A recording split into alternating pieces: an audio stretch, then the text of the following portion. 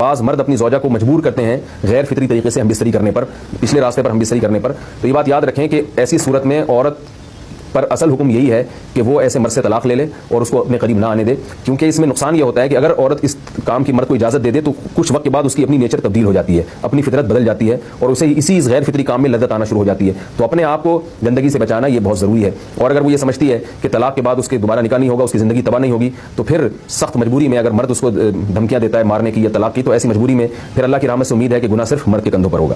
ایک اور علمی نقطے کی بات ہمیں یہ پتہ چلتی ہے اس آیت میں کہ نساؤکم حرث لکم، اللہ تعالیٰ نے نکاح کا بنیادی مقصد حرث بتایا ہے، یعنی نسل بڑھانا.